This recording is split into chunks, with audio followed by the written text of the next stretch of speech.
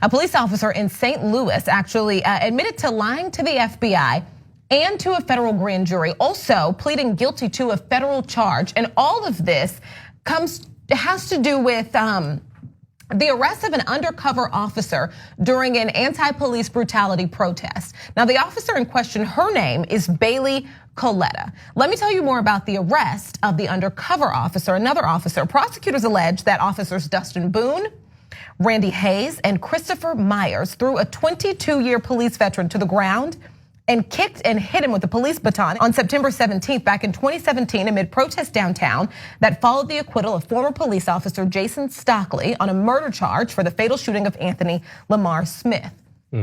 These officers thought the undercover officer was a protester, so they assaulted him. That's what prosecutors allege. And the next day after this incident, Coletta, this brings us back to the officer that pleaded guilty today.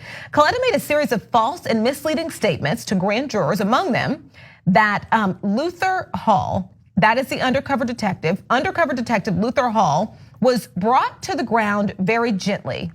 Assistant US Attorney Reginald Harris said in court.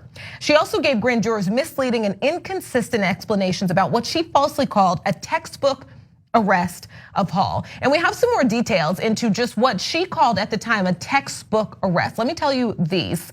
Undercover detective Luther Hall was kicked in the face, which inflamed his jaw muscles to the point of where he could not eat.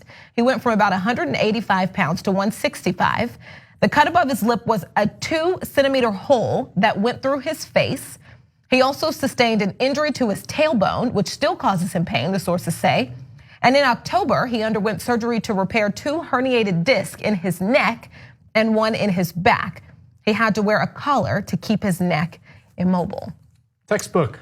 Textbook arrest, yeah. Coletta faces up to 37 months in prison for the false statements to the grand jury. But like with the incidents of police meetings, it kind of might be textbook. Yeah, that might be the textbook. That's what I'm saying, it is textbook. But I mean, also, when I read the story, I was like thinking the whole time, I was like, why does the St. Louis police have to put a cop undercover into the Ferguson protest? That's important too, because a lot of the feedback from the protests is that there weren't even much protesting. There was no violence, no one was violent, there weren't an issue, but they had someone pretending to be a protester to try to try to catch illegal activity. Yeah, it sounds to me like they were probably undercover to try to incite more, get people riled more. That's what they usually do in these kind of situations. Because the official explanation is that they were there undercover to try to monitor property damage. But I don't understand why you need to be undercover to do that. You could just like stand on the street. Right, it's even better when you're in uniform. People are less likely to damage property. Yeah, so why do you need to hide? Like it goes back a long way in this country where the sort of law enforcement, the FBI, I mean, they really feel the need to infiltrate any kind of social movement. They've done it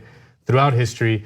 Black Lives Matter is no different. I mean, they're probably more infiltrated than a lot of the other ones.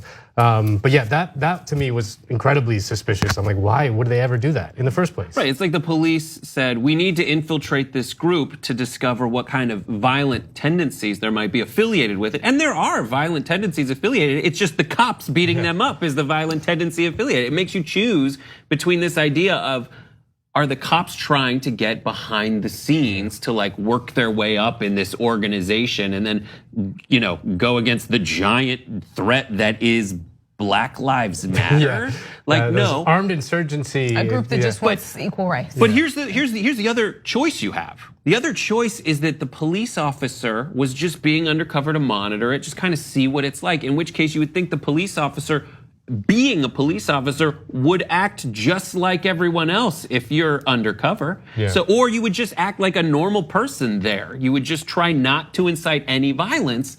But it seems like the barrier for beating up protesters is so low that they got beaten up. Anyway, like I would assume that a police officer wouldn't be that person attacking the other police. An undercover police officer would want to, I don't know, not blow their cover. Which is exactly what the prosecutors say, that he didn't do anything. I just want to note that the other 3 officers, the ones that were actually charged with the assault, they are not pleading guilty, and their trial is set to start, I think, at the end of this year.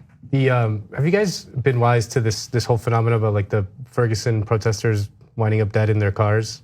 I've seen that. Six people that were tied to the leadership of the protests in Ferguson have wound up dead shot in their cars, and then the cars lit on fire.